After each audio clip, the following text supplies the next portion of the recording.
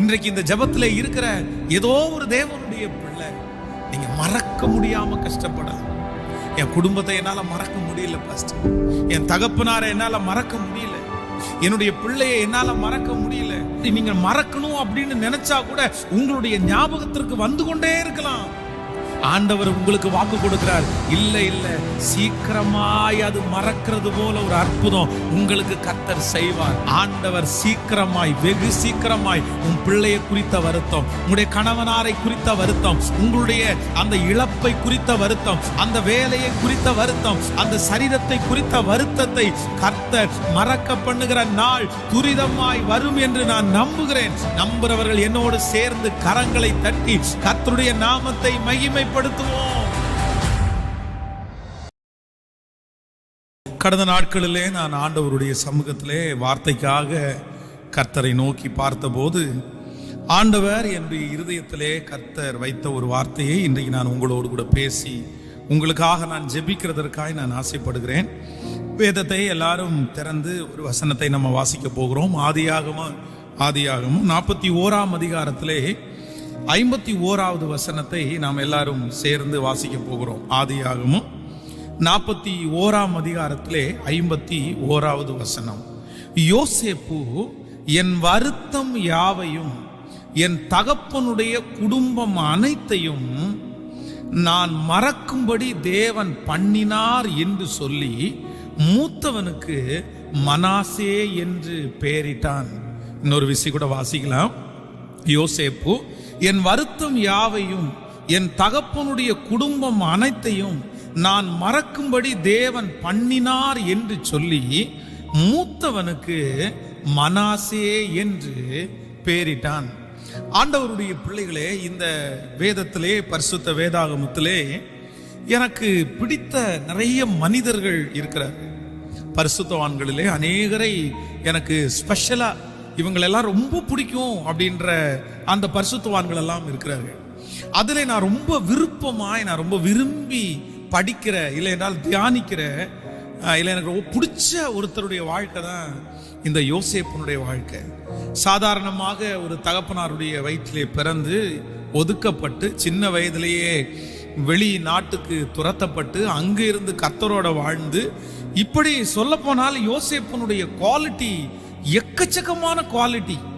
இத்தனை குவாலிட்டியோட இருக்கிற ஒரு மனுஷன் கண்டிப்பா அவன் மறைஞ்சிருக்க முடியாது அப்படின்னு சொல்றது மாதிரியே ஆண்டவர் அந்நிய தேசத்திலே அவனை ஒரு மிகப்பெரிய செல்வந்தனாக, மிகப்பெரிய ராஜாவாக, அவனுடைய அனுமதி இல்லாம அந்நிய நாட்டிலே இருக்கிற யாருமே எதையுமே பண்ண முடியாத அளவிற்கு கர்த்தர் அவனை மிகப்பெரிய மகிமையினால் ஆண்டவர் அவனை நிரப்பினார். ஆனா அவனுடைய வாழ்க்கையிலே அநேக காரியங்களை அவன் கடந்து வந்தான். அவனுக்கு வந்த துன்பங்கள், அவனுக்கு வந்த பாடுகள் சாதாரணமானதே அல்ல. கிட்டத்தட்ட 14-15 வருடங்கள் அவன் ஒரு பெரிய உபத்திரவத்திற்குள்ளே கடந்து போனான். ஆனா எல்லாவற்றையும் அவன் சகித்து, எல்லாவற்றையும் அவன் தாண்டி அந்த ஒரு பெரிய கிரீடத்தை அவன் பெற்றுக்கொண்டான். அது ரொம்ப சந்தோஷமான ஒரு காரியம்.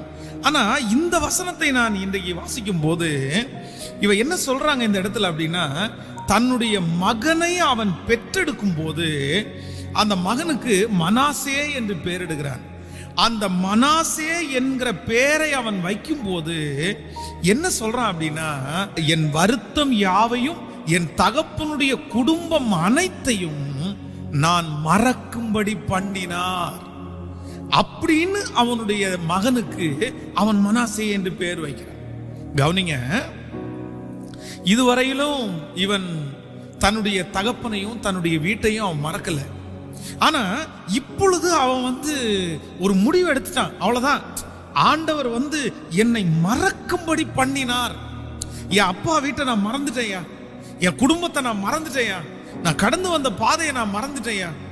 அப்போ ஒரு தேவனுடைய பிள்ளையினுடைய வாழ்க்கையிலே இந்த மறக்க வேண்டிய அவசியம் என்று ஒன்று.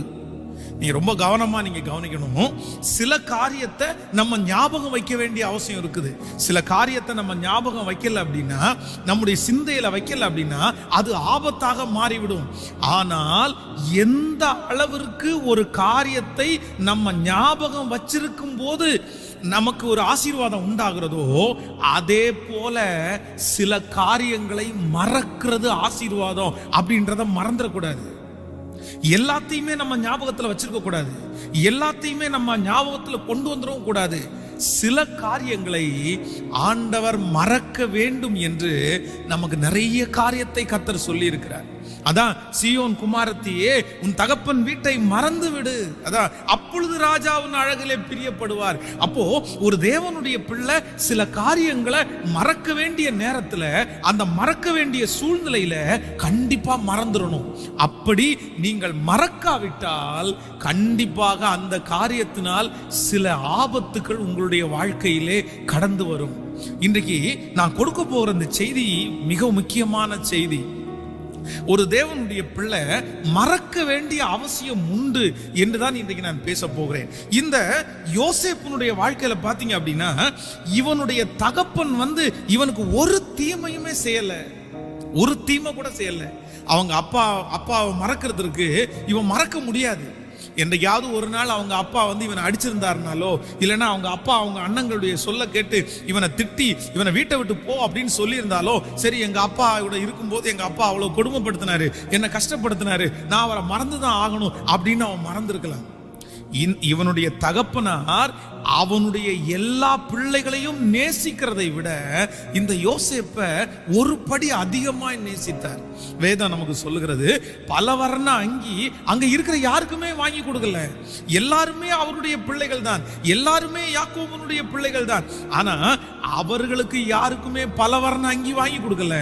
ஆனா யோசேப்புக்கு மட்டும் பல வர்ண அங்கியை போட்டு அழகு பார்த்தவர் அவருடைய தகப்பனார். தன்னுடைய பிள்ளைகளை எல்லாம் தூரத்துல ஆடு மேய்க்கிறதுக்காக எல்லாரையும் அனுப்பும் போது, ஆனா யோசேப்பை மட்டும் தனக்குள்ளேயே அவர் வச்சிருந்தாரு. இல்ல வேணாப்பா, நீ போ வேணாப்பா, பக்கத்துல வேணா போயிட்டு வாப்பா, இந்த இடத்துக்கு வேணா போயிட்டு வாப்பா, ஆனா 2 நாள் 3 நாள் பிரயாணம் பண்ணி தூரத்துல போற அந்த இடத்துக்கு நீ போக வேண்டாம். தன்னுடைய மகனாகிய யோசேப்பை, அதுவும் தனக்கு பிடிச்ச மனைவியினுடைய பிள்ளை, அந்த யோசேப்பை தன்னுடைய உயிரை போல நேசித்தார். ஆனா இதுவரையிலையும் அந்த யோசேப்புக்கு தன்னுடைய தகப்பனாரை மறக்கவே முடியல. அவங்க அப்பா செஞ்சதெல்லாம் ஞாபகம் வருது, அவங்க அப்பா ஊட்டி விட்டது, அவங்க அப்பா ட்ரெஸ் போட்டு அழகு பார்த்தது, எதையுமே மறக்க முடியல. ஆனா ஒரு குறிப்பிட்ட ஒரு சூழ்நிலை ஒன்று வரும்போது யோசேப்பு என்ன சொல்றான் அப்படின்னா, என் வருத்தம் யாவையும் என் தகப்பனுடைய வீட்டையும் கர்த்தர் மறக்கும்படி பண்ணினார். நான் மறக்கலங்க, நான் மறக்கணும்னு நினைக்கல, என்னால மறக்கவும் முடியல. ஆனா என் தேவன் எனக்கு செஞ்ச ஒரு மிகப்பெரிய நன்மை என்ன அப்படின்னா, என் தகப்பன் வீட்டை மறக்கும்படி பண்ணினார். இன்றைக்கு இந்த ஜெபத்துல இருக்கிற ஏதோ ஒரு தேவனுடைய பிள்ளை, நீங்க மறக்க முடியாம கஷ்டப்படலாம். என் குடும்பத்தை என்னால மறக்க முடியல பாஸ்டர், என் தகப்பனாரை என்னால மறக்க முடியல, என்னுடைய பிள்ளையை என்னால மறக்க முடியல. அந்த காரியங்கள் உங்களுடைய, நீங்கள் மறக்கணும் அப்படின்னு நினைச்சா கூட உங்களுடைய ஞாபகத்திற்கு வந்து கொண்டே இருக்கலாம். நான் எவ்வளவு ட்ரை பண்ணி பார்க்கிறேன், இல்ல என் பிள்ளையினுடைய ஞாபகம் வந்துட்டே இருக்குது. ஆனா நான் தீர்க்க தரிசனமாய் சொல்லுகிறேன், இந்த வார்த்தை உண்மை உள்ளது, இந்த வார்த்தை உண்மை உள்ளது. அப்படி ஒரு நாள் தவித்த அந்த யோசேப்புனுடைய வாழ்க்கையிலே அவனுடைய வருத்தங்களையும் தகப்பனாருடைய வீட்டையும் மறக்கும்படி ஆண்டவர் பண்ணுவாரேயானால், இன்றைக்கு இந்த காலை ஆராதனை வேளையிலே இந்த சத்தத்தை கேட்கிற என் அன்பு தேவனுடைய பிள்ளையே, உன் வருத்தம் எவ்வளவு பெரிதா இருந்தாலும், உன் இழப்பு எவ்வளவு பெரிதா இருந்தாலும், உங்களை மறக்க முடியாத காரியமா இருந்தாலும், ஆண்டவர் உங்களுக்கு வாக்கு கொடுக்கிறார், இல்ல இல்ல சீக்கிரமாய் அது மறக்கிறது போல ஒரு அற்புதம் உங்களுக்கு கர்த்தர் செய்வார். ஒரு மனாசையை ஆண்டவர் கொடுத்து யோசேப்பினுடைய வருத்தத்தை மறக்க பண்ணுவாரே ஆனால், உங்களுக்கு ஒரு அற்புதத்தை செய்து உங்களுடைய தேவைகளை சந்தித்து உங்களுக்கு ஒரு புதிய வழியை கர்த்தர் ஆயத்தப்படுத்தி உங்களுக்கு ஒரு புதிய உறவை ஆண்டவர் கொடுத்து, நான் பலிபீடத்திலிருந்து நம்புறேன், ஆண்டவர் சீக்கிரமாய், வெகு சீக்கிரமாய் உன் பிள்ளையை குறித்த வருத்தம், உங்களுடைய கணவனாரை குறித்த வருத்தம், உங்களுடைய அந்த இழப்பை குறித்த வருத்தம், அந்த வேலையை குறித்த வருத்தம், அந்த சரீரத்தை குறித்த வருத்தத்தை கர்த்தர் மறக்க பண்ணுகிற நாள் துரிதமாய் வரும் என்று நான் நம்புகிறேன். நம்புறவர்கள் என்னோடு சேர்ந்து கரங்களை தட்டி கர்த்தருடைய நாமத்தை மகிமைப்படுத்துவோம். ஹல்லேலூயா. நம்முடைய தேவன் யார் என்றால், நம்முடைய வருத்தங்களை மறக்க பண்ணுகிறவர். நம்ம மறக்க முடியாத சில காரியங்களை மறக்க பண்ணுகிறவர் தான் கர்த்தர். நான் நம்புறேன், என் வாழ்க்கையிலே கடந்து வந்த பாதைகள் அநேகம், சோகங்கள் அநேகம், பெரிய பெரிய பிரச்சனைகள் அநேகம், நிறைய இழப்புகள். ஆனா இன்றைக்கு நான் கர்த்தர் எனக்கு கொடுத்த ஆசீர்வாதத்திலேயே பெரிய ஆசீர்வாதமா நான் என்ன நினைக்கிறேன் அப்படின்னா, நான் பட்ட கஷ்டத்துல நிறைய எனக்கு மறந்துருச்சு, எனக்கு ஞாபகமே இல்லை. ஒருவேளை அப்படி நடந்திருக்குமா அப்படின்னு சொல்றத நான் யோசிச்சு பார்க்கணும். அதுக்கப்புறம் தான் எனக்கு ஞாபகமே வரும். அந்த அளவிற்கு என்னை அப்படி கொண்டு வந்த கர்த்தர். இந்த ஜெபத்துல இருக்கிற ஆண்டவருடைய பிள்ளை யாரோ ஒருத்தர் நினைக்கலாம், எத்தனை காலமானாலும் மறக்க முடியாது பாஸ்டர், எத்தனை நாளானாலும் மறக்க முடியாது. என் வாழ்க்கையில இதை நான் மறக்கிறேன் அப்படின்னா நான் செத்தாதான் நான் மறக்க முடியும், நான் குழியில போகும்போதான் மறக்க முடியும். அதுக்கு முன்னாடி என் சிந்தையை விட்டு அதை எடுக்க முடியாது, என் மூளையிலிருந்து அதை எடுக்க முடியாது பாஸ்டர் அப்படின்னு நீங்கள் ஒருவேளை நினைத்து கொண்டிருப்பீர்களே, ஆனால் நான் கர்த்தருடைய வார்த்தையை, தீர்க்க தரிசனமான இந்த வார்த்தையை நான் உண்மையாய் நம்புகிறேன். யோசேப்புக்கு அப்படிப்பட்ட அற்புதத்தை என் தேவன் செய்வது உண்மையானால், உங்களுடைய வாழ்க்கையில நீங்கள் கடந்து வந்த அந்த பிரச்சனை, மறக்க முடியாத அந்த பிரச்சனை, அது எவ்வளவு ஆணித்தரமா இருந்தாலும், ஓ ஹல்லேலூயா, அது எவ்வளவு யார் எத்தனை பேர் வந்தாலும் அதை எடுக்க முடியாமல் பிடுங்க முடியாமல் இருந்தாலும், கர்த்தர் உங்களுக்கு ஒரு ஆவியை அனுப்புவாரே ஆனால், கர்த்தர் உங்களுக்கு ஒரு பலனை அனுப்புவாரே ஆனால், கர்த்தர் உங்களுக்கு ஒரு அற்புதத்தை செய்வாரே ஆனால், அது மறக்கிற காலம் வரும் என்று கர்த்தர் உங்களுக்கு ஆணையிடுகிறார். ஹல்லேலூயா. நம்முடைய வருத்தங்களை எல்லாம் மறக்க பண்ணுகிறவர் கர்த்தர். ஆனால் நான் இந்த இடத்துல வாசிக்கும் போது ஒரு பெரிய ஒரு காரியத்தை நான் கண்டுபிடித்தேன். அப்படின்னா, இந்த யோசேப்பினுடைய வாழ்க்கையில இவன் ஏன் மறக்க வேண்டும் அப்படின்ற ஒரு தலைப்பு தான் இன்னைக்கு நான் உங்களுக்கு நான் கொடுக்க போகிற செய்தி. அதுதான், ஒரு தேவனுடைய பிள்ளை தன்னுடைய வருத்தங்களை ஏன் நீங்கள் மறக்க வேண்டும்? இல்லை என்றால் மற்றவர்களா இருக்கலாம், மனிதர்களா இருக்கலாம், நீங்கள் ஏன் மறக்கணும்?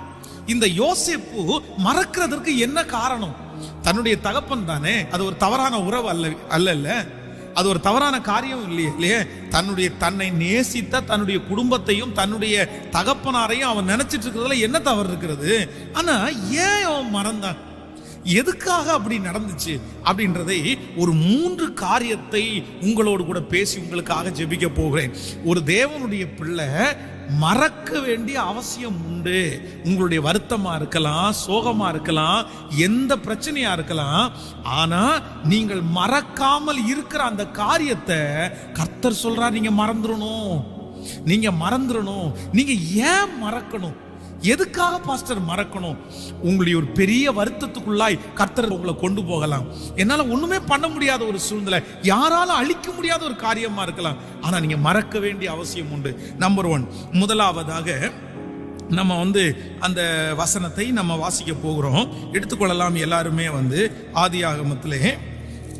ஆதியாகமம் 41ஆம் அதிகாரத்திலே நம்ம 49வது வசனத்தை வாசிக்கலாம். இப்படி யோசேப்பு அளவி கடந்ததாய் கடற்கரை மணலை போல மிகுதியான தானியங்களை சேர்த்து வைத்தான். அது அளவுக்கு அடங்காததாய் இருந்தது.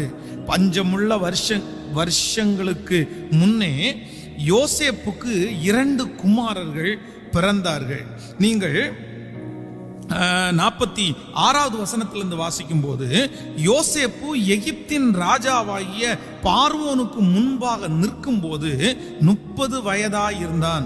யோசேப்பு பார்வோனுடைய சந்ததியிலிருந்து புறப்பட்டு எகிப்து தேசம் எங்கும் போய் சுற்றி பார்த்தான். பரிபூரணம் உள்ள 7 வருஷங்களிலும் பூமி மிகுதியான பலனை கொடுத்தது. 7 வருஷங்களிலேயும் எகிப்து தேசத்தில் விளைந்த தானியங்களை எல்லாம் அவன் சேர்த்து அந்த தானியங்களை பட்டணங்களிலே கட்டி வைத்தான். அந்த பட்டணத்தில் அதனதன் சுற்றுப்புறத்து தானியங்களை கட்டி வைத்தான். நன்றாய் கவனிங்கள் ஆண்டவருடைய பிள்ளைகளே. இந்த இடத்துல நான் திரும்ப உங்களுக்கு சொல்லுகிறேன், நீங்க மறக்க வேண்டாம்.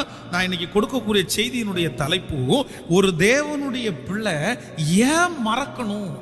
உங்களுடைய துக்கங்களை, உங்களுடைய கவலைகளை, மனிதர்களை, சில காரியங்களை நீங்க மறக்க வேண்டிய அவசியம் உண்டு. மறக்க முடியாம இருக்கிற காரியங்கள், என்னால அழிக்கவே முடியாதுன்னு சொல்றத நீங்க மறந்துதான் ஆகணும். ஏன் மறக்கணும் அப்படின்னா, இந்த இடத்துல யோசேப்பை குறித்து ரொம்ப அழகாய் சொல்லுகிறது. இவன் என்ன பண்றான் அப்படின்னா, அந்த சொப்பனத்தை பார்க்கிறான், அந்த சொப்பனத்திற்கு அர்த்தம் சொல்லுகிறான். இப்போ பரிபூரணம் உள்ள 7 ஆண்டுகள் வருகிறது. 7 ஆண்டுகளை பார்த்தீங்க அப்படின்னா எகிப்து தேசம் எங்கும் தானியங்கள் அப்படியே வந்து கொண்டே இருக்கிறது. எல்லா பக்கமும் இருக்கிற தானியங்களை இந்த யோசேப்பு கொண்டு போய் சேர்த்துட்டே இருக்கிறான். ஒவ்வொரு இடத்துலையும் குடோன் கட்டி அடுத்து பஞ்சம் உள்ள காலம் வரும்போது ஜனங்களுக்கு கொடுப்பதற்காக அவன் எல்லாத்தையும் ரெடி பண்ணிடுறான். எல்லாத்தையும் அங்கங்க பண்டக சாலையில வைக்கிறான். இப்போ அடுத்து அந்த 7 ஆண்டுகள் முடித்ததற்கு பிறகு இப்ப பஞ்சமுள்ள ஆண்டுகள் வருகிறது. இந்த பஞ்சமுள்ள ஆண்டுகளில் எகிப்துல இருக்கிற ஜனங்களுக்கு மட்டுமல்ல, சுற்றி இருக்கிற நிறைய நாடுகளிலே இருக்கிற ஜனங்களும் பஞ்சத்தினால பாதிக்கப்படுகிறார்கள். அப்போ அவர்கள் எல்லாருக்கும் ஆகாரத்திற்கு பார்வோனுக்கு முன்பாக நிக்கிறாங்க. உடனே பார்வோன் என்ன சொல்றாரு அப்படின்னா, எங்கிட்ட ஏன்பா நிக்கிறீங்க? எங்கிட்ட எதுக்கு நிக்கிறீங்க? நீங்க எங்கிட்ட நிக்க வேண்டிய அவசியம் இல்ல, யோசேப்பினிடத்துல போய் நில்லுங்கள். யோசேப்பு உங்களுக்கு என்ன சொல்றானோ அதன்படி செய்யுங்கள். சோ பஞ்சமுள்ள அந்த 7 ஆண்டுகளில தன்னுடைய ஜனங்களை காப்பாற்றணும், பக்கத்துல இருக்கிற நாடுகளுடைய ஜனங்களை காப்பாற்றணும், எல்லாருக்கும் ஆகாரத்தை பிரித்து கொடுக்க வேண்டும், தன்னுடைய ராஜாங்கத்தை பார்த்து கொள்ள வேண்டும்.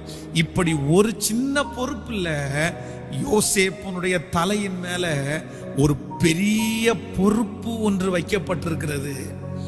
நன்றாய் கவனிங்கள் ஆண்டவருடைய பிள்ளைகளே. நான் என்ன நம்புறேன் அப்படின்னா, யோசேப்புனுடைய இருதயத்திலே இருக்கிற ஒரு மிகப்பெரிய காயத்தை, அவனுடைய அடி காயத்தை, மறக்க முடியாத அந்த காயத்தை ஆண்டவர் மறக்க பண்ணினதுக்கு முதல் காரணம் என்ன அப்படின்னு நான் நம்புறேன் அப்படின்னா, நிச்சயமாகவே எப்பா, இதுவரைக்கும் நீ தனியாய் வாழ்ந்தாய், இதுவரைக்கும் உன் வாழ்க்கையை நீ வாழ்ந்த, நீ சாப்பிட்ட, நீ வேலை செஞ்சு நீ சாப்பிட்ட. ஆனா இனி அப்படி அல்ல. இனி உன் கையில ஒரு மிகப்பெரிய பொறுப்பு என்கிற ஒன்று உனக்கு கொடுக்கப்படுகிறது. சோ இதற்கு முன்பாக நீ இருந்த வாழ்க்கைக்கும் இனி நீ வாழ்கிற வாழ்க்கைக்கும் நிறைய வித்தியாசம் இருக்குது. இதுக்கு முன்னாடி ஒருவர் உனக்கு அறை கட்டினார்கள், இதற்கு முன்பாக ஒருவர் உனக்கு சம்பாரிச்சு போட்டாங்க, இதற்கு முன்பாக ஒருவருடைய கைக்கு கீழே நீ இருந்த. ஆனா இனி அப்படி அல்ல. இனி உன்னுடைய கைகளிலே இந்த நாட்டு ஜனங்கள் எல்லாருடைய பொறுப்பும் உன் கையில கொடுக்கப்படுகிறதுனால, நீ இதுக்கு முன்பாக நினைச்சிட்டு இருக்கிற அந்த சோகமான காரியத்தை, அந்த காயத்தை திரும்பவும் நீ நினைச்சிட்டு இருப்பேன்னா அந்த பொறுப்பை உன்னால நிறைவேற்றவே முடியாது. அதனாலதான் ஆண்டவர் யோசேப்புனுடைய இருதயத்திலே இருக்கிற வருத்தங்களை அப்படியே மறக்க பண்ணினார். இன்றைக்கு இந்த செய்தியிலே என்னோடு கூட இருக்கிற ஆண்டவருடைய பிள்ளைகளே, உங்களுடைய வருத்தங்களை மறக்க வேண்டிய அவசியம் இருக்கிறது. உங்களுடைய காயங்களை நீங்கள் மறக்க வேண்டிய அவசியம் இருக்கிறது. அது அவர்கள் செய்த தீமையா இருக்கலாம், அவர்கள் உங்களுக்கு விரோதமாய் எழும்பினதா இருக்கலாம், இல்லை என்றால் யாரோ ஒருத்தருடைய மரணமாய் இருக்கலாம். மறக்க முடியாமல் தவித்து கொண்டிருக்கிற ஆண்டவருடைய பிள்ளையே, என்னால மறக்க முடியாது பாஸ்டர், என்னால் அந்த வார்த்தையை மறக்க முடியாது, என்னால் அந்த காயத்தை மறக்க முடியாது அப்படின்னு ஒருவேளை இந்த செய்தியிலே கேட்டுக்கொண்டிருப்பீர்கள் என்றால், உங்களை பார்த்துதான் ஆண்டவர் வாக்கு கொடுக்கிறார். மகளே, மகனே, அந்த காரியத்தை திரும்ப திரும்ப திரும்ப நீ நினைத்து கொண்டிருப்பாயானால் இனி உன்னுடைய கைகளிலே கொடுக்கப்படுகிற அந்த பொறுப்பை நீ வெற்றியாய் நிறைவேற்றவே முடியாது. பிரதர், ஆண்டவர் உங்க கையில ஒரு பெரிய பொறுப்பை கொடுக்க போறாரு. சிஸ்டர், உங்க கையில ஆண்டவர் ஒரு பெரிய பொறுப்பை கொடுக்க போறாரு. தகப்பனே, தாயே, உனக்கு வேறு பொறுப்பு இருக்கிறது. நீ செய்ய வேண்டியது நிறைய இருக்கிறது, நீ பண்ண வேண்டிய காரியம் நிறைய இருக்கிறது. உனக்கு பிள்ளைகள் இருக்கிறார்கள், பேர பிள்ளைகள் இருக்கிறார்கள், நீ சம்பாதிக்க வேண்டியது இருக்கிறது, ஊழியம் செய்ய வேண்டியது இருக்கிறது, எத்தனையோ ஆத்துமாக்களை ஆதாயம் பண்ண வேண்டியது இருக்கிறது. கர்த்தர் உன்னை இந்த பாதையிலே நடத்தினது, கர்த்தர் இந்த வழிகளிலே உங்களை கொண்டு வந்தது சாதாரணமான நோக்கத்திற்காக அல்ல. தாயின் கருவில் உருவாகும் முன்னே உங்களை தெரிந்து கொண்டது சாதாரணமான காரியத்திற்காக அல்ல. ஏதோ ஒரு பொறுப்பை உங்கள் தலையின் மேல் ஆண்டவர் வைத்து, ஒரு நோக்கத்தை ஆண்டவர் வைத்து உங்களை இத்தனை வருஷம் இவ்வளவு பாடுபட்டு கர்த்தர் உங்களை உருவாக்கி இருக்கிறதற்கு காரணம் அந்த பொறுப்பை உங்க கையில கொடுக்கிறது தான். ஆனா அந்த பொறுப்பை நீங்க அதுல கையில வாங்காதபடி, அதை செய்ய முடியாதபடி இன்றைக்கு உங்களுடைய இருதயம் என்ன சொல்லுது அப்படின்னா, நான் இதை மறக்க முடியாது, என் வாழ்க்கை அவ்வளவுதான், என் லைஃப் முடிஞ்சிருச்சு, என் எதிர்காலம் முடிஞ்சிருச்சு, என் ஊழியம் முடிஞ்சிருச்சு, என் சம்பாத்தியம் முடிஞ்சிருச்சு, நான் இனி என்ன போய் பிள்ளைகளை பார்ப்பேன், நான் என்ன போய் நான் முன்னாடி நிற்பேன், அவங்க இல்லாம நான் போய் முன்னாடி நிற்க முடியுமா, இவங்க இல்லாம நான் போய் முன்னாடி நிற்க முடியுமா? இப்படிப்பட்ட இருதயத்தோடு யாரோ ஒருத்தர் இந்த செய்தியை கேட்பீர்களே ஆனால் ஆண்டவர் இன்றைக்கு உங்களுக்கு வாக்கு கொடுக்கிறார், இல்ல மகளே, நான் உன்னுடைய வருத்தங்களை மறக்கும்படி பண்ணுவேன், நீ மறக்க வேண்டிய அவசியம் உண்டு என்று கர்த்தர் உங்களுக்கு ஆணித்தரமாய் பேசுகிறார். நீங்கள் ஒருவேளை மறக்க முடியாத ஒரு சூழ்நிலையில இருந்தாலும் நான் என்ன நம்புறேன் அப்படின்னா, நீங்க அதற்காக ஜெபிக்கணும், நீங்க அதுக்காக ஜெபம் பண்ணுங்க. இந்த யோசேப்பு தான் ஏன் மறக்கிறதுக்கு ட்ரை பண்றான் அப்படின்னா, தன்னுடைய பொறுப்பு நினைக்கிறான். ஐயோ, இது ஒரு சாதாரணமான பொறுப்பு இல்ல, நாட்டையே காப்பாற்றக்கூடிய பொறுப்பு, அவனுடைய குடும்பத்தை காப்பாற்றக்கூடிய பொறுப்பு. அடுத்த நாட்களில் நீங்கள் வாசிக்கும் போது வேதம் சொல்லுகிறது, தன்னுடைய தகப்பன் தன்னுடைய குடும்பத்துல இருக்கிறவங்க கூட இவங்களிடத்துல வந்தாங்க, இவன் அவங்களையும் சேர்த்து காப்பாற்ற வேண்டியதா இருந்துச்சு. ஒருவேளை இந்த யோசேப்பு அந்த வருத்தத்தை தன்னுடைய மனதிலே வைத்து கொண்டு அவனால அதுல இருந்து வெளியே வரவே முடியல அப்படின்னா, அவ்வளோ பெரிய பொறுப்பை வெற்றியாய் அவனால் நிறைவேற்றி இருக்க முடியவே முடியாது. ஸோ இன்னைக்கு ஒரு தீர்மானத்தோட இந்த இடத்துல இருந்து கடந்து போங்க. இன்னைக்கு ஒரு தீர்மானம் எடுங்க எல்லாருமே. ஆண்டவரே, நான் இன்னைக்கு முயற்சி எடுக்கிறேன், நான் இன்னைக்கு முயற்சி எடுக்கிறேன். இந்த காலங்களில் நான் நம்புவேன், நிறைய பேருடைய வீட்டில் இழப்புகள், நிறைய பேர் நல்ல மனிதர்களை இழக்க கொடுத்திருக்கிறார்கள். என் கணவனார் ஒரு நல்ல மனுஷன் பாஸ்டர், என் மனைவி ஒரு நல்ல மனுஷி பாஸ்டர், என் பிள்ளை ஒரு நல்ல மனுஷன். ஆனா நான் சொல்றேன், ஆண்டவருடைய பிள்ளைகளுடைய வாழ்க்கையிலையும் நிறைய பேருடைய வீட்டுல இழப்புகள் வந்தது. நம்ம நினைச்சிருக்காத மனிதர்களை நம்ம இழந்துட்டோம், நல்ல மனிதர்களை நம்ம இழந்துட்டோம், நமக்கு உதவி செய்கிற மனிதர்களை நம்ம இழந்துட்டோம். ஐயோ, நான் உங்களை இழந்துட்டேனே, நான் உங்களை இழந்துட்டேனே, இனி அவங்க பகுதியில யார் இருப்பா, இனி அவங்கள மாதிரி யார் இருப்பா, இனி அவங்கள மாதிரி யார் உதவி செய்வா? இப்படி கலங்கி போய் இருக்கிற நம்மை பார்த்து தான் ஆண்டவர் வாக்கு கொடுக்கிறார், இல்ல இல்ல, இனி உனக்கு முன்பாக இருக்கிற ஒரு பெரிய பொறுப்பை நீ நிறைவேற்றணும்னா, ஏற்கனவே உன் வாழ்க்கையில வந்த இந்த துக்கங்களை, இந்த மனிதர்களை நீ மறந்துதான் ஆக வேண்டும் என்று கர்த்தர் வாக்கு கொடுக்கிறார். என் கணவனார நான் இறக்க கொடுத்துட்டேன் பாஸ்டர், என் மனைவியை நான் இறக்க கொடுத்துட்டேன், என் பிள்ளைய நான் இறக்க கொடுத்துட்டேன், எனக்கு எல்லாமே என் பிள்ளை தான் பாஸ்டர், எல்லாமே என் கணவன் தான், எல்லாமே என் மனைவி தான், நான் மறக்க முடியாது.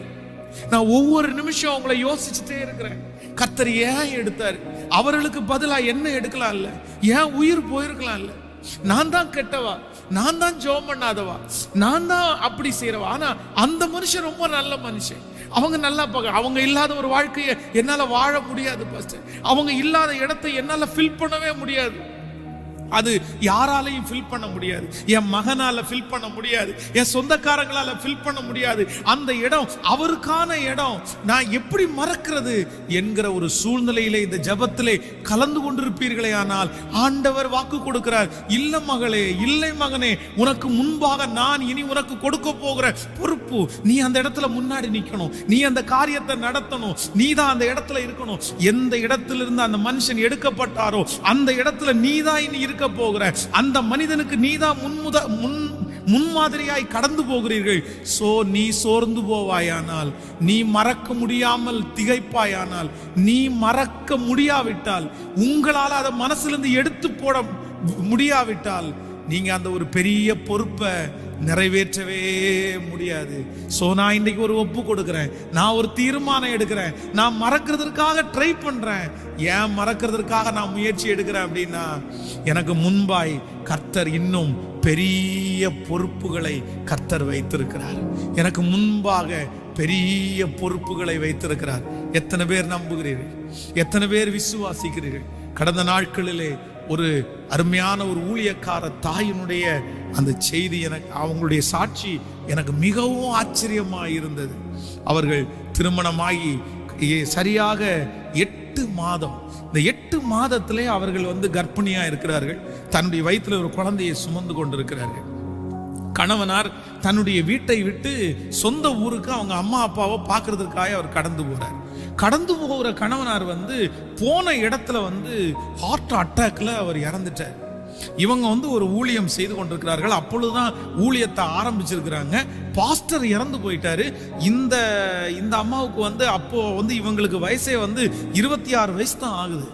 அந்த 26 வயதுல தன்னுடைய கணவனார் இப்ப வயிற்றுல குழந்தையாச்சு, குழந்தை கூட பிறக்கல, அதுக்குள்ள கணவனார் இறந்து போயிட்டார். இவங்க அவருடைய கடைசி அவர் மரணம் அடைகிற நேரத்தை கூட அவங்களால பார்க்க முடியல. அவசரமா அவங்கள கூட்டிட்டு போறாங்க. இந்த மாதிரி உங்களுடைய கணவனார் இறந்துட்டார் அப்படின்னு சொன்னா இவங்களுக்கு பயங்கரமான ஷாக். அதுல இருந்து அவர்களால் வெளியே வரவே முடியல. அந்த ஒரு வருஷத்துல அவருடைய கணவனார் அவங்களுக்கு ரொம்ப ஒரு பிரியமான ஒரு கணவனாராய் நடந்தார். இப்படிப்பட்ட ஒரு கணவனாரை பார்க்கவே முடியாது. அந்த அளவுக்கு அவங்களுக்குள்ள ஒரு நாள் கூட சண்டை வரல, ஒரு நாள் கூட எந்த மிஸ் அண்டர்ஸ்டாண்டிங் வரல. அவ்வளவு பெட்டா இருந்தவங்க. இவர் இறந்து போன அடுத்த சில மாதங்களுக்குள்ளே குழந்தை பிறந்தது. அந்த குழந்தைக்கு இவங்களால பால் கூட கொடுக்க முடியலையா. அந்த குழந்தை ஒரு வாரத்துல கிடக்கும். இவங்க ஒரு வாரத்துல போய் அப்படியே போய் உள்ள உட்கார்ந்து இருப்பாங்க. யாரும் அவங்கள்ட்ட பேசக்கூடாது. யார் பேசினாலும் அவங்களுக்கு கோபம் வரும். அதனால யாருமே பேச மாட்டாங்க. ஒரு வருடம், ஒரு ஆண்டு முழுவதும் ஒருத்தர்கிட்ட கூட ஒரு வார்த்தை அவங்க பேசலையாமா. யார்கிட்டையுமே சாப்பாடு வச்சிருந்தா சாப்பிடுவாங்க. தன்னுடைய பிள்ளை மேல கவனம் செலுத்தல. ஆனா திடீரென்று ஆண்டவர் ஒரு நாள் அந்த மகளுடைய வருத்தத்தை மறக்க பண்ணணும்னு நினைச்சிட்டாரு. ஒருத்தன் அவங்க வீட்டுல இருக்கும்போது ரொம்ப கஷ்டத்தோட ஒரு சிஸ்டர் அவனுடைய வீட்டுல குடும்பத்தினுடைய ஒரு பெரிய பிரச்சனையோட வந்திருக்கிறாங்க. அது யாராலையும் சரி பண்ண முடியாத ஒரு பிரச்சனை. அப்போ வந்த உடனே இந்த அம்மா தான் முன்னாடி உட்காந்துருக்காங்க. உடனே இவங்களை பார்த்து கேட்டுங்க, சிஸ்டர் இந்த மாதிரி எனக்கு ரொம்ப பெரிய பிரச்சனையா இருக்குது, எனக்கு வேற எந்த உதவியும் பண்ண வேண்டாம், எனக்காக ஒரு ஜெபம் மட்டும் பண்ண முடியுமா? நான் இல்ல நீங்க ஜெபம் பண்ணல அப்படின்னா நான் செத்துருவேன், நான் சூசைட் பண்ணிடுவேன், அவ்வளோ பெரிய ப்ராப்ளத்துல நான் இருக்கிறேன், எனக்காக ஒரு ஜெபம் பண்ணுவீங்களா? உடனே இந்த அம்மா, எனக்கு ஜெபமும் பிடிக்கல, என் கணவனாரையும் ஆண்டவர் எடுத்துட்டாரு, நிறைய விரக்தி, ஆனா ஜெபம் பண்ணணும்னு கேட்டதுக்கு அப்புறம் நம்ம ஜெபம் பண்ணாம இருந்தா நல்லா இருக்காதேன்னு சொல்லி இவங்க அந்த லேடிக்காக ஜெபம் பண்றாங்க. உடனே இவங்களுடைய விஷயங்கள் எல்லாம் இவங்களுக்கு ஞாபகம் வருது. உருகி அவங்களுக்காக ஜெபம் பண்ணி அவங்கள நல்லா வைங்கன்னு அனுப்பி விடுறாங்க. அடுத்த நாள் அந்த லேடி ஓடி வந்து சொல்றாங்க, மா நீ எப்படி ஜெபம் பண்ணீங்க? நீங்க ஜெபம் பண்ண உடனே அற்புதம் நடந்துச்சு, என் குடும்பத்துல ஒரு பெரிய சமாதானம் வந்துருச்சு, ஐயோ அவ்வளவு பெரிய வரம் உங்கள்கிட்ட இருக்கு, கடவுள் உங்களோட இருக்கிறாரு, நான் உங்கள்கிட்ட சொன்ன உடனே எனக்கு அற்புதம் நடந்துச்சு. உடனே இவங்க அந்த சாட்சியை சொல்ல ஆரம்பிச்சிட்டாங்க. உடனே ஆண்டவர் இந்த மகளோட பேசினாலாமா, மகளே நீ மறந்துதான் ஆகணும், நீ உன்னுடைய கணவனார மறந்துதான் ஆகணும், உனக்காக ஒரு பெரிய ஊழியத்தை நான் வச்சிருக்கிறேன், உனக்காக ஒரு பெரிய எதிர்காலத்தை வச்சிருக்கிறேன். உடனே அவர்கள் அங்கிருந்து தன்னுடைய ஸ்தாபனத்தினத்துல கேட்டு ஊழியத்திற்காய் கேட்டாங்க. அவர்களும் வேற எந்த மறுப்புமே சொல்லல. அவங்களுக்கு ஒரு ஊழிய ஸ்தலத்தை கொடுத்தாங்க. அந்த ஊழிய ஸ்தலத்துல தன்னுடைய சின்ன வயதுல ஊழியம் செய்ய ஆரம்பித்து அந்த இடத்துல உபவாசம் இருந்து ஜெபம் பண்ணி ஒரு பெரிய திருச்சபையை கட்டி அங்கு 100 பேரை ஆயத்தப்படுத்தி அங்கிருந்து இன்னொரு இடத்திற்கு போய் அங்கேயும் போய் ஆண்டவர் ஆராதனை பண்ணி ஜெபம் பண்ணி அங்கேயும் சொந்தமான இடம் வாங்கி அங்கேயும் 300க்கும் அதிகமான ஜனங்களை ஆயத்தப்படுத்தி இன்றைக்கு ஒரு பெரிய ஊழியக்காரியாக அவங்க எனக்கு இந்த சாட்சியை சொல்லும் போது எனக்கு அவ்வளவு ஆச்சரியமா இருந்துச்சு. பாஸ்டர், என் சின்ன வயசுல என்னுடைய கற்பை காத்துக்கிறதுக்காக போராடினேன், அதுக்கப்புறம் என் புள்ள பொண்ணு குழந்தை, அந்த பொண்ணு வளர்ந்து அவளுடைய கற்பை காப்பாற்றணும்னு போராடினேன், என் பிள்ளையை இப்போ நல்ல இடத்துல திருமணம் பண்ணி கொடுத்து ஒரு பெரிய ஊழியத்தை ஸ்தாபித்து ஒரு பெண்ணா இருந்தவர்கள். ஒரு ஆண் கூட அந்த அளவுக்கு செய்ய முடியுமான்னு எனக்கு தெரியல. ஆனா ஒரே பெண், அவங்க யாருமே அவங்களுக்கு உதவி இல்லை. அவங்க ஒரு திருச்சபை அல்ல 2 திருச்சபைகளை கட்டி இன்றைக்கு ஆண்டவருக்காக பெரிய ஊழியத்தை செய்து கொண்டிருக்கிறார்கள். அப்போ நான் என்ன நம்புறேன் அப்படின்னா, உங்களுடைய வருத்தம் பெரியதுதான், உங்களுடைய வருத்தம் யாராலும் அழிக்க முடியாததுதான். நான் ரொம்ப என் மனசுல ஆழமா அது அப்படியே பதிஞ்சிருச்சு பாஸ்டர். அந்த காயத்தை யாராலும் மறக்கவே முடியாது. ஆனா ஆண்டவர் இன்னைக்கு சொல்கிறார், அந்த இடத்துல ஒரு ஊழியக்காரியை உருவாக்குனவர், அவர்கள் பின்பகுதியிலே சாட்சியை சொல்லும் போது சொல்லுகிறார்கள், என் வாழ்க்கையில நான் என்னென்ன பாதையில கடந்து வந்தேனோ, நான் என்னென்ன தனிமையில இருந்தேனோ, என்னுடைய கணவனார நான் இழந்து எவ்வளவு கஷ்டப்பட்டேனோ, அப்படிப்பட்ட ஆத்துமாக்கள் என்னை தேடி வருவாங்க. அவங்களுக்கு நான் ஆறுதல் சொல்லுவேன். ஆனா அந்த ஆறுதல் அவங்களுக்கு பெரிய ஆறுதலா மாறிடுச்சு. நான் இப்ப நம்புறேன், ஆண்டவர் அவரை எடுத்துக்கொண்டதற்கு காரணம் இவ்வளவு பெரிய ஜனங்களை ஆயத்தப்படுத்துறதுக்கு தான் கர்த்தர் என்ன அந்த பாதையில என்ன நடத்தினார்னு நான் நம்புறேன். அதனால ஆண்டவர் என்ன பெரிய ஊழியத்துக்கு நம்ப வச்சாரு. ஆயிரக்கணக்கான பேர் அவர்களால் தொடப்பட்டு ஞானஸ்நானம் எடுக்கப்பட்டிருக்கிறார்கள். இன்றைக்கும் இந்த ஜெபத்திலே இருக்கிற உங்களை பார்த்து கர்த்தர் அதைத்தான் சொல்லுகிறார். யாருக்காகன்னு தெரியாது, ஆனா மகனே மகளே, உங்களுக்காக தான் கர்த்தர் பேசுகிறார். உங்களுக்கு கர்த்தர் ஒரு பெரிய பொறுப்பை வைத்திருக்கிறார். நீ செய்ய வேண்டியது நிறைய இருக்கிறது. நீ போக வேண்டிய தூரம் வெகு தூரம். நீ பண்ண வேண்டிய பிரயாணம் மிகவும் பெரியது.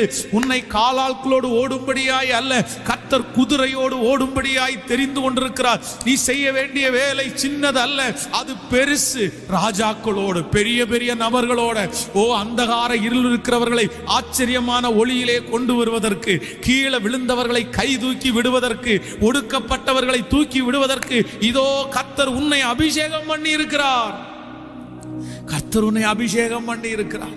நீ எத்தனை நாட்கள் முடங்கி படுத்து கிடப்பாய்? நீ எத்தனை நாட்கள் உடைந்து போய் படுத்து கிடப்பாய்? நீ எத்தனை நாள் இழந்து போன அந்த காரியத்தை நினைத்து நினைத்து அழுவாய்?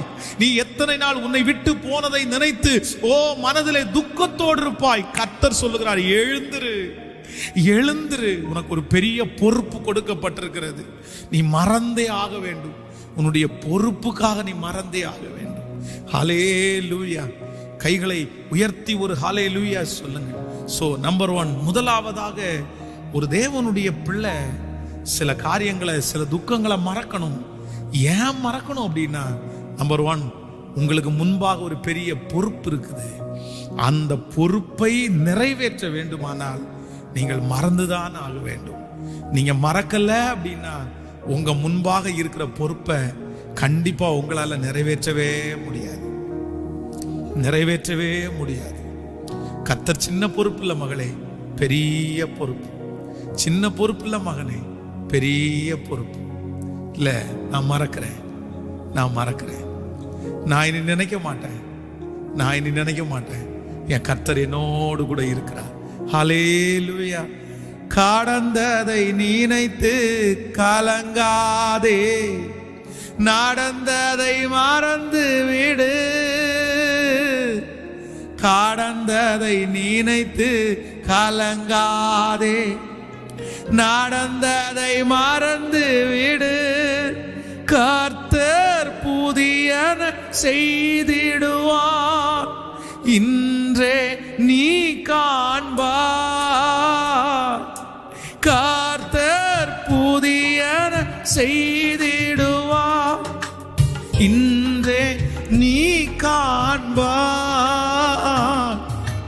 இன்றே நீ காண்பார், அதை இன்றே நீ காண்பாய்.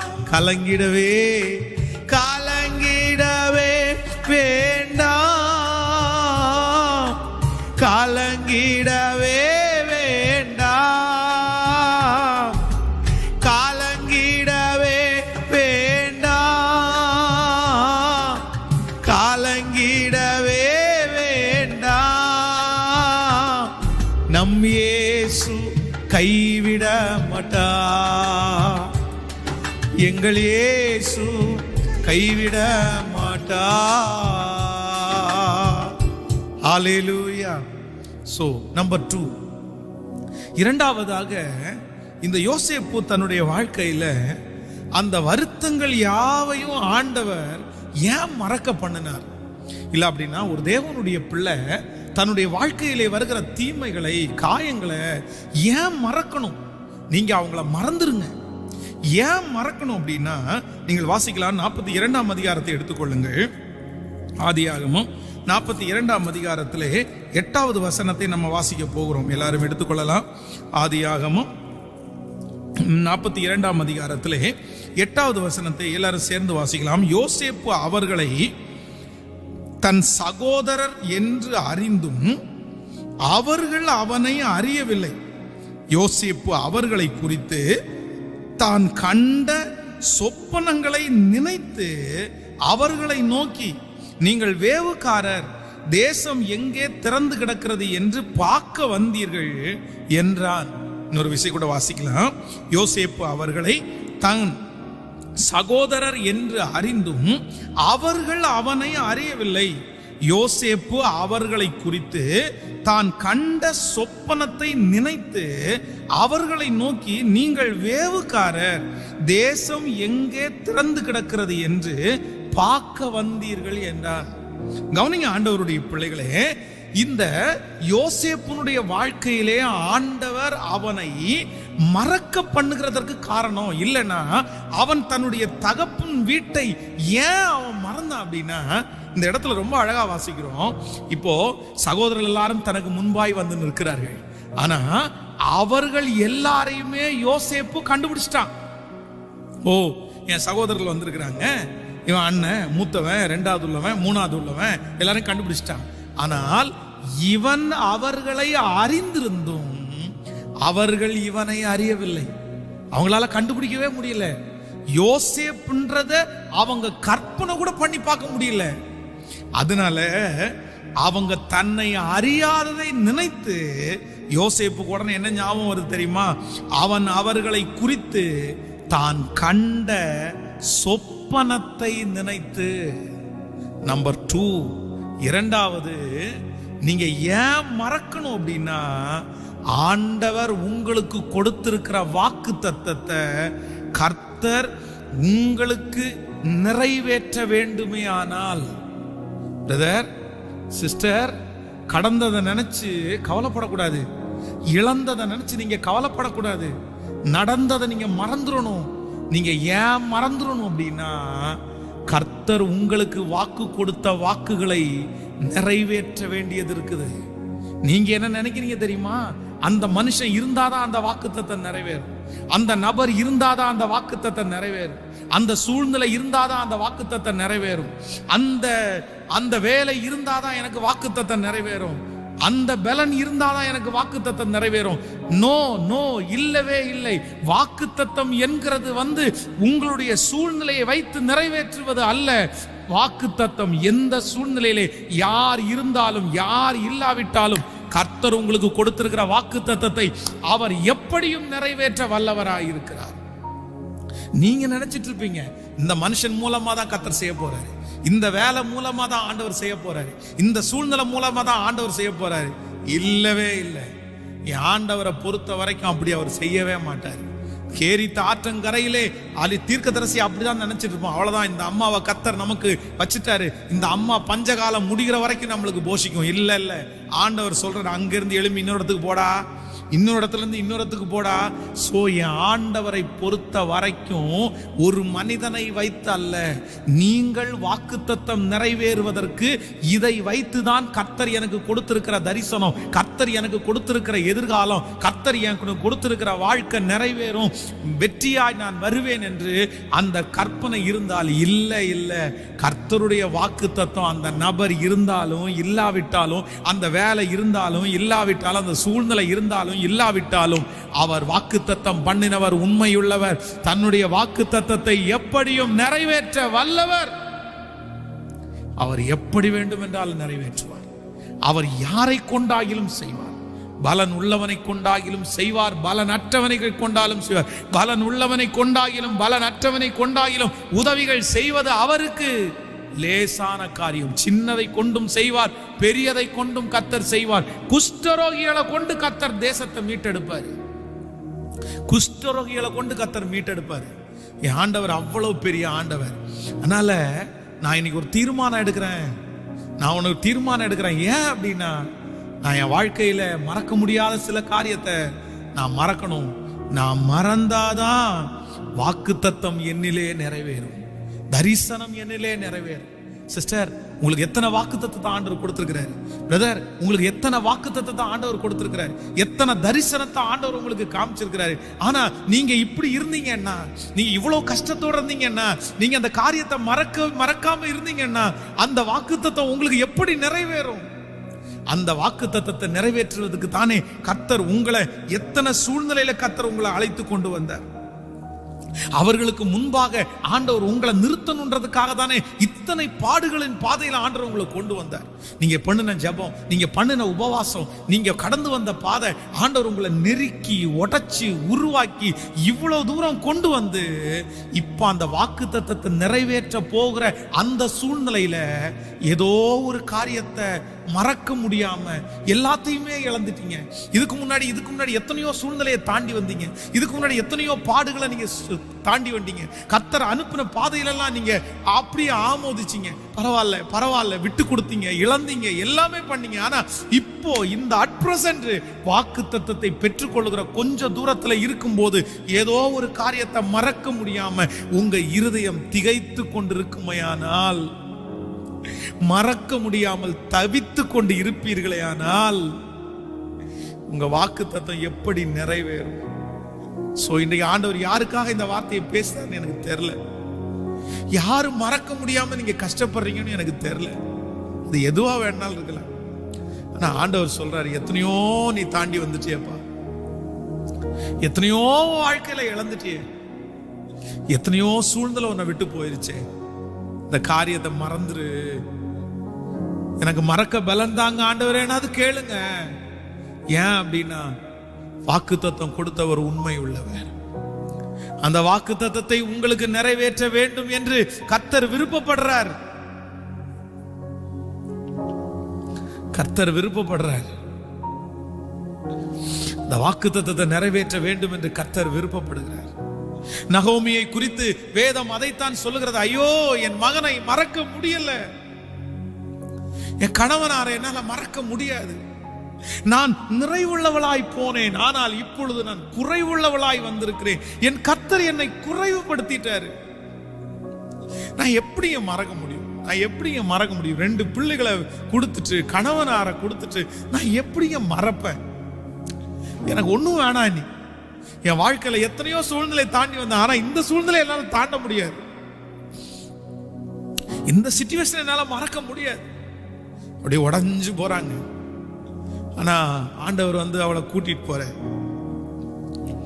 மாறாவின் நீரை தேனாக மாற்றுவதில்ல அவரு. கடைசியில என்ன நடந்துச்சு தெரியுமா? கர்த்தர் அந்த நகோமியினுடைய குடும்பத்துல ஒரு வாக்குத்தத்தத்தை கர்த்தர் கொடுத்திருந்தாரு. உன் சன்னதியில இது உருவாக்கும், நீ அந்த சன்னதியை பார்ப்ப, நீ கையில எடுப்ப. அதன் பிரகாரமே கர்த்தர் அந்த வாக்குத்தத்தத்தை நிறைவேற்றுவதற்கு, அந்த சொப்பனத்தை நிறைவேற்றுவதற்கு உண்மை உள்ளவராய் இருந்தாரே. ஆனால் இன்று இந்த ஜெபத்துல இந்த சத்தத்தை கேட்கிற நீங்க யாரா இருந்தாலும் கர்த்தர் வாக்கு கொடுக்கிறது என்ன அப்படின்னா, நீ மறக்கணும்ப்பா.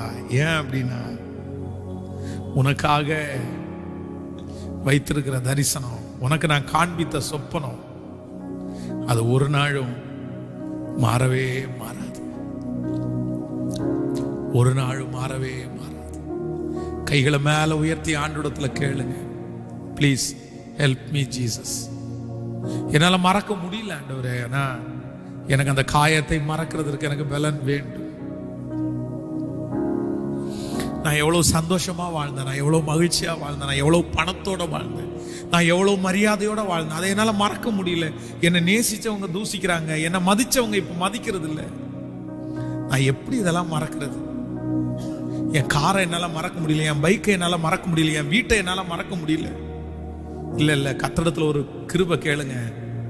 எல்லாம் உங்களை விட்டு அற்று போனாலும் வாக்குத்தத்தமும் தரிசனமும் இருக்கு இருக்கு இருக்கு. அது வரும். சீக்கிரமாய் நம்முடைய கண்கள் காணும், உங்கள் கண்கள் காணும். கைகளை உயர்த்தி எனக்கு பலன் தாங்க ஆண்டவரே, எனக்கு பலன் தாங்க ஆண்டவரே, எனக்கு பலன் தாங்க ஆண்டவரே, எனக்கு பலன் தாங்க ஆண்டவரே. என்னை பலப்படுத்துகிறவர். ஹல்லேலூயா. கைகளை உயர்த்தி ஒரு ஹல்லேலூயா சொல்லு. தாவீதுனுடைய வாழ்க்கையிலே ஒன்றல்ல இரண்டல்ல பல சம்பவங்கள். ஆனா அவனுடைய மனசுல ஒண்ணு, கர்த்தர் எனக்காக வாக்குத்தத்தம் கொடுத்திருக்கிறார். அந்த வாக்குத்தத்தத்தை நான் சுதந்திரிக்கணும்னா, அந்த வாக்குத்தத்தத்தை நான் பெற்றுக்கொள்ளணும்னா உன்னுடைய மனசுல ஆணித்தரமாய் ஒன்றை எழுதி விட்டான். சில காரியங்களை நான் மறந்துதான் ஆகணும். ஆமென். காத்தீரு பொறுத்தீரு கர்த்தரை நம்பீரு காரியங்கள் வாய்க்க செய்வார். காத்தீரு பொறுத்தீரு கர்த்தரை நம்பீரு காரியங்கள் வாய்க்க செய்வார். உன் சார்பில் செயலாற்றுவார். இயேசு என் சார்பில் செயலாற்றுவார். உன் வழியை கர்த்தருக்கு கொடுத்து விடு. அவரையே நம்பீரு. உன் வழியை கர்த்தருக்கு கொடுத்து விடு. அவரையே நம்பீரு. காரியங்கள் வாய்க்க செய்வார். உன் சார்பில் செயலாற்றுவார். காரியங்கள் வாய்க்க செய்வார். உன் சார்பில் கைகளை மேல தட்டி காத்திரு. காத்தீரு பொறுத்தீரு கர்த்தரை நம்பீரு காரியங்கள் வாய்க்க செய்வார். காத்தீரு பொறுத்தீரு கர்த்தரை நம்பீரு காரியங்கள் வாய்க்க செய்வார். உன் சார்பில் செயலாற்றுவார். இயேசு என் சார்பில் செயலாற்றுவார். ஹல்லேலூயா. நீங்கள் இவ்வளவு தூரம் கஷ்டப்பட்டது, நீங்கள் இவ்வளவு தூரம் பாடுகளை எல்லாம் சுமந்து வந்தது ஒன்னே ஒண்ணுக்காக தான். கர்த்தர் உங்களுக்கு வைத்திருக்கிற அந்த வார்த்தையை நிறைவேற்றுவதற்கு, அந்த வார்த்தையை நிறைவேற்றுவதற்கு இத்தனை பாடுகள் பட்டு வந்து விட்டீர்கள். இப்பொழுது இந்த ஒரே ஒரு காரியம் உங்களை அந்த வாக்கு தத்தத்தை பெற்றுக்கொள்ளாம தடுக்கவே கூடாது, உங்களை நிறுத்திடவே கூடாது. இவன் எந்திரிச்சு நீங்க போக வேண்டிய தூசியை உதறிவிட்டு எழுந்துரு. தூசியை உதறிவிட்டு எழுந்துரு. ஹல்லேலூயா. நம்பர் 3, மூன்றாவதாக நான் இந்த காரியத்தை தியானித்து கொண்டே இருக்கும்போது, ஏன் ஒரு தேவனுடைய பிள்ளை ஏன் மறக்கணும்? அவைகளை மறந்து விடு. ஏன் மறக்கணும் அப்படின்ற அந்த வார்த்தையை நான் தியானிக்கும் போது ஆண்டவர் என்னுடைய இருதயத்திலே ஒரு வார்த்தையை பேசினார். வாசிக்கலாமா? ஆதியாகமம் 47ஆம் அதிகாரத்தை எடுத்துக்கொள்ளலாம். ஆதியாகமம் 47ஆம் அதிகாரத்தில் 47ஆம் அதிகாரம் 8வது 9வது வசனத்தை வாசிக்கலாமா? 47ஆம் அதிகாரம் 8வது 9வது வசனத்தை வாசிக்க போறோம். பார்வோன் யாக்கோபை நோக்கி, உமக்கு வயது என்ன என்று கேட்டான். அதற்கு யாக்கோபு, நான் பரதேசியாய் சஞ்சரித்த நாட்கள் 130 வருஷம். என் ஆயுசு நாட்கள் கொஞ்சமும் சஞ்சலமுமாய் இருக்கிறது. அவைகள் பரதேசியாய் சஞ்சரித்த என் பிதாக்களுடைய ஆயுசு நாட்களுக்கு வந்து எட்டவில்லை என்று பார்வோனுடனே சொன்னான். கவனிங்க ஆண்டவருடைய பிள்ளைகளே, யோசேப்பு தன்னுடைய தகப்பனாரை போல அழைத்து வந்து விட்டார். பார்வோனுக்கு முன்பாக யோசேப்பினுடைய அப்பா நிற்கிறாரு, யாக்கோபு நிற்கிறாரு. உடனே இந்த யாக்கோபு அவரை பார்த்த உடனே, பார்வோனை பார்த்த உடனே பிளஸ் பண்றார், அவர் ஆசீர்வதிக்கிறார். உடனே எப்பவுமே பார்வோனை பொறுத்தாளெல்லாம் அவன் தான் கடவுள், அவங்க தான் எல்லாரையும் பிளஸ் பண்ணுவாங்க. இப்போ இவரை பிளஸ் பண்ணும்போது இவர் கொஞ்சம் வயதானவராய் தெரிகிறார், மதிப்புக்குரியவராய் தெரிகிறார். உடனே அவன் ஒன்னே ஒன்று மட்டும் தான் கேட்கிறான், உங்களுக்கு வயசு என்னன்னு கேட்கிறான். ஏஜ் என்ன? நீங்க ஆசீர்வதிக்கிறீங்களே, உங்களுக்கு வயசு என்ன அப்படின்ற மாதிரி. உடனே நம்ம பொதுவாக என்ன பண்ணுவோம், நம்ம வயசு என்ன அப்படின்னு கேட்டா 85, 95, 93. இவர் சொல்ல வேண்டியதான், எனக்கு 130 வருஷம் வயசாயிடுச்சு அப்படின்னு சொல்லலாம்ல. ஆனா இவர் என்ன சொல்றாரு அப்படின்னா, நான் பரதேசியாய் சஞ்சரித்த நாட்கள் 130 வருஷம், என் ஆயுசு நாட்கள் கொஞ்சமும் சஞ்சலமுமாய் இருக்கிறது. அவைகள் பரதேசிகளாய் சஞ்சரித்த என் பிதாக்களுடைய ஆயுசு நாட்களுக்கு வந்து எட்டவில்லை.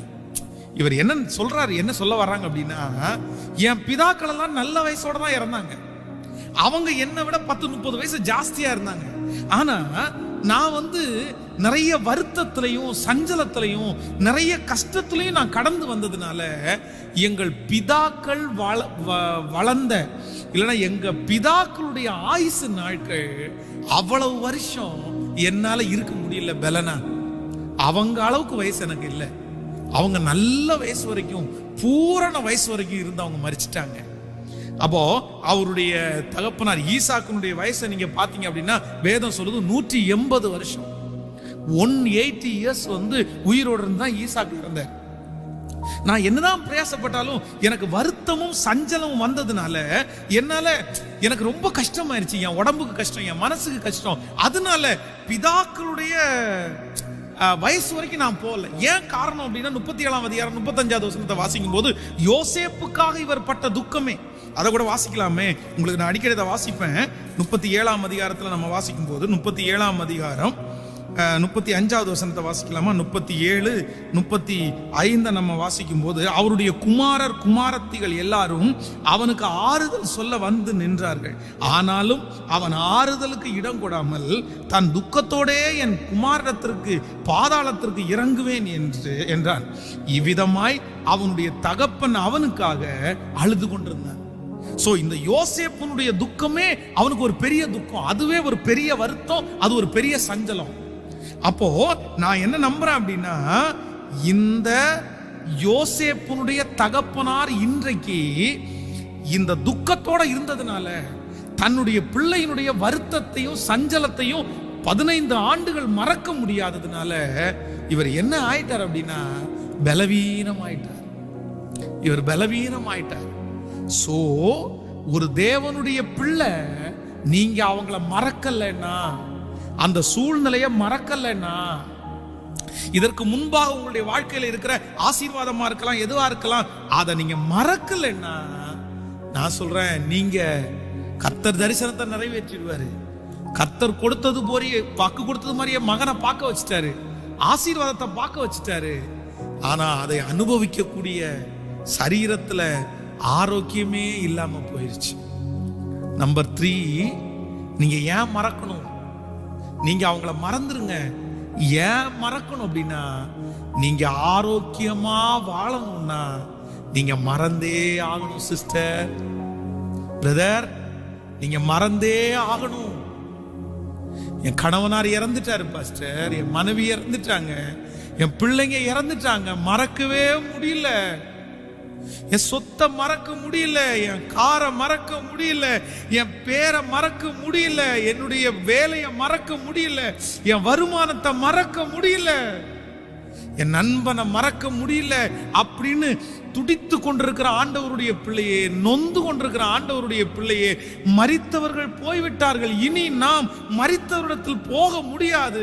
நான் அவ்விடத்திற்கு போவேனே அல்லாமல் அவர்கள் நம்மிடத்திற்கு திரும்பி வர மாட்டார்கள். சோ நீங்கள் அவங்கள நினைச்சு நினைச்சு நினைச்சு மறக்காம இருப்பீர்களே, ஆனால் உங்களுக்கு வருகிற ஒரு மிகப்பெரிய ஆபத்து என்ன அப்படின்னா, நீங்க சிக்காயிருவீங்க, நீங்க பலவீனம் ஆயிருவீங்க.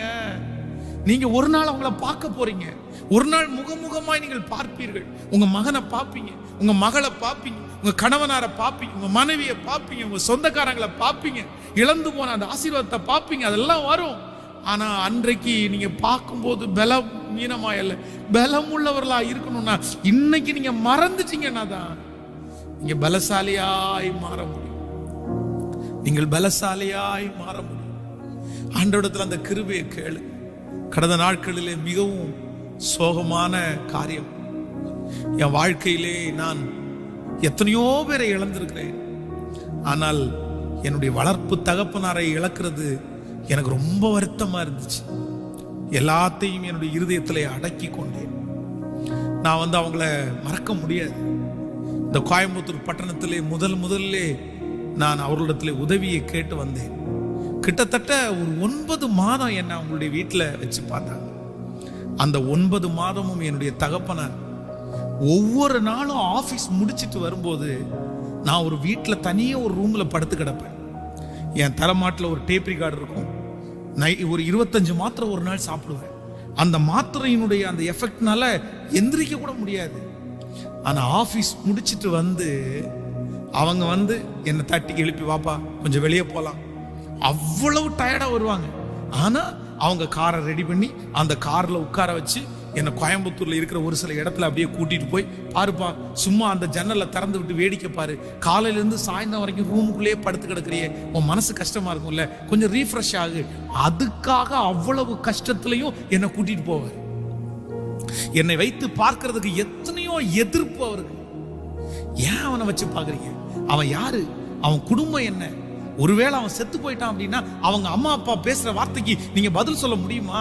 எத்தனை எத்தனை எத்தனை வார்த்தை அவருக்கு, எத்தனை மனிதர்கள். ஆனா எல்லாவற்றையும் மனசுல வச்சுட்டு என்ன வந்து அவ்வளவு சந்தோஷமா அவங்க வச்சு பார்த்தாங்க. கடந்த நாட்களிலே அவர்கள் என்னை விட்டு, அவங்க நம்ம எல்லாரையும் விட்டு பரலோகத்துல கடந்து போயிட்டாங்க, இறந்து போயிட்டாங்க. ஆனா இவ்வளவு சீக்கிரமா அவங்க வந்து அப்படி போவாங்க அப்படின்னு நான் நினைக்கல, இறந்துருவாங்க அப்படின்னு நினைக்கல. ரொம்ப வருத்தமா இருந்துச்சு. அப்போ அந்த காரியத்தை குறித்து யோசிச்சே இருந்தேன். அப்பதான் ஆண்டவர் சொன்னாரு, ஆண்டவர் என்னுடைய இருதயத்திலே கர்த்தர் பேசினார், ஏய் நீ நினைச்சு என்னடா பண்ண போற? நீ மறந்துதான்டா ஆகணும், நீ மறந்துதான் ஆகணும். உனக்கு உதவிதான், இன்னும் உனக்கு உதவிதான். ஆனா நீ அப்படியே நினைச்சிட்டு இருந்த அப்படின்னா நீ சிக்காயிருவப்பா, நீதான் சிக்காயிருவ, நீதான் சிக்காயிருவ. சோ நீ பலம் உள்ளவனா இருக்கணும்னா, அடுத்து உன் கையிலே கொடுக்கப்படுகிற அந்த ஆசீர்வாதத்தை எல்லாம் பலத்தோட நீ பார்க்கணும்னா, சரீரத்துல சுகத்தோட நீ பார்க்கணும்னா நீ மறந்துதான்ப்பா ஆகணும். முடியலன்னா கூட ட்ரை பண்ணுவோம். ஆண்டவரே உடனே கையை உயர்த்தி, நீங்க தான்ப்பா அதுக்கு ஹெல்ப் பண்ணணும், நீங்க தான்ப்பா அதுக்கு ஹெல்ப் பண்ணணும். இந்த செய்தி எனக்காக மட்டும் இல்லை ஆண்டவருடைய பிள்ளையே, ஆனா எனக்கு தெரியும் யாரோ ஒருத்தருக்கு ஆண்டவர் பேசிட்டே இருக்கிறாரு. நம்முடைய இந்த யூடியூப்ல பாக்குறவங்க கூட நிறைய பேருடைய வீட்டுல யாரோ ஒருத்தரை இழந்துட்டு இருக்கிறீங்க. நிறைய பேருடைய வீடுகளிலே மரண சத்தம் கேட்டது. நிறைய பேர் குடும்பத்துல வம்சத்துல யாரோ ஒருத்தரையாவது நம்ம இழந்துட்டோம். நம்முடைய காதத்துல கேட்டுருச்சு, தூரத்துல கேட்டு இருந்தோம், நம்ம நிறைய பேர் பக்கத்துல கேட்க ஆரம்பிச்சிட்டோம். அவருடைய மரணங்களுக்கு கூட நம்மளால போக முடியல. ஆனால் தூரத்தில் இருக்கிறவங்க கூட பரவாயில்ல, அந்த ரத்த சம்பந்தமான உறவுகள் அவங்கள பார்க்க கூட முடியாம மனசுல வருத்தத்தோட என்னால மறக்கவே முடியலன்னு யார் இருந்தாலும், இந்த செய்தி உங்களுக்காக தான் ஆண்டவர் பேசுறாரு. மகளே நீ மறந்தாகணும். ஏன் அப்படின்னா நீ பலமா இருக்கணும். இல்ல நீ தான் 10 பேரை பார்க்கணும், உன்னை யாரும் பார்க்க மாட்டாங்க, உன்னை யாரும் பார்க்க மாட்டாங்க. நீ பலவீனப்பட்டா உன்னை பார்க்கறதுக்கு யாரும் இல்ல, நீ சுகவீனப்பட்டு படுத்து கிடந்தா உன்னை பார்க்கறதுக்கு யாரும் இல்ல, உனக்கு ஒரு டம்ளர் தண்ணி கொடுக்கறதுக்கு கூட யாரும் இல்ல.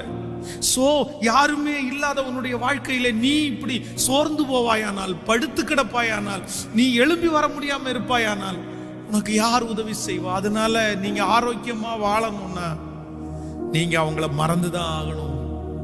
வாலிப தம்பியா இருக்கலாம், தங்கச்சியா இருக்கலாம், யாருக்கு எப்படி கர்த்தர் பேசுறான்னு எனக்கு தெரியல. ஆனா ஆண்டவர் சொல்றாரு, இன்னைக்கு கர்த்தர் தெளிவா என்கிட்ட பேசினாரு, நீ மறக்கணும் மகனே. கவலை உன்னை ஒடுக்கும். அதான் வேதம் சொல்லுது, கவலை ஒடுக்கும், கவலை உன்னை பலவீனப்படுத்தும். நீ மறக்காம உன்னுடைய இருதயத்துக்குள்ள வைத்திருக்கிறது உன்னை எழும்ப விடாமல் உன்னை தடை செய்து உட்கார வைத்து விடும். உன் சரீரத்தை கொஞ்சம் கொஞ்சமா அது ஆளுகை செய்து உங்களை அழிச்சிடும். அதனால எதுவா இருந்தாலும், அது 10 வருஷத்துக்கு முன்னாடியா இருக்கலாம், 5 வருஷத்துக்கு முன்னாடியா இருக்கலாம், எது நடந்தாலும், இதுவரையிலும் எத்தனை பேருடைய இருதயத்தினுடைய அடி காயங்கள் மறக்க முடியாம இருக்கிறதோ, அது ஒரு வார்த்தையா கூட இருக்கலாம். இன்றைக்கு ஆண்டவர் மறக்கும்படி பண்ண போறார். கர்த்தரிடத்துல ஹெல்ப் கேட்க முடியுமா? தேவ சமூகத்துல எல்லாரும் அப்படியே எழும்பி நின்று, இன்றைக்கு இந்த ஞாயிற்றுக்கிழமை ஆண்டவர் யாரோட பேசினார் எனக்கு தெரியாது. இருதயத்தின் ஆழத்திலிருந்து கர்த்தரை நோக்கி பாருங்க. உங்களை தவிர வேற யாரும் இல்லை எனக்கு மறக்கும்படி உதவி செய்கிறவர். உன் வருத்தம் யாவையும் உன் தகப்பன் வீட்டையும் அவர் மறக்கும்படி பண்ணினார். அவர் மறக்கும்படி பண்ணினார். அவர் மறக்கும்படி பண்ணினார். சொல்லுங்க, அப்பா பார்த்து எனக்கு ஒரு உதவி செய்யுங்கப்பா. நான் நோக்க மாட்டேன், நான் திரும்பி பார்க்கவும் மாட்டேன். சோகமான நினைவுகளை நான் திரும்பி பார்க்க மாட்டேன். என்ன அலங்கரிக்கிறதுக்கு ஒருத்தர் இருக்கிறார். ஓ ஹalleluya. நன்றி ஆண்டவரே, நன்றி அப்பா, நன்றி ஆண்டவரே, நன்றி. ஓ நோக்காதே, நீ நோக்காதே, உந்தன் பாரம் மதிகமாகுமே. நோக்காதே, நீ நோக்காதே, உன்னை பலவீன பாடு தூமையா. நோக்காதே, நீ நோக்காதே, உந்தன் பாரம் மதிகமாகுமே. நோக்காதே, நீ நோக்காதே, உன்னை பலவீன பாடு தூமையா. சொல்லுவோம். சோகமான நினைவுகள், பிறர் செய்த தீமைகள் திரும்பி பார்க்காதே. சோகமான நினைவுகள், பிறர் செய்த தீமைகள் திரும்பி பார்க்காதே. நன்மையாகவே நான் மாற்றிடுவே, நன்மையாகவே நான் மாற்றிடுவே. நோக்காதே, நீ நோக்காதே, உந்தன் பாரம் மதிகமாகுமே. சொல்லுவோம். நோக்காதே, நீ நோக்காதே, உன்னை பலவீன பாடுத்து. தகப்பனே, இஸ்ரவேலின் ஜெயபலமானவரே, எங்கள் நம்பிக்கைக்குரிய தெய்வமே, எங்கள் வருத்தங்கள் யாவையும் மறக்கும்படி பண்ணுகிறவரே, காயங்களை அழிக்கிறவரே, ரண வைத்தியரே, கீலேயாத்தின் பிசினி தைலமே, ரோத்தலர சந்தனமூரா.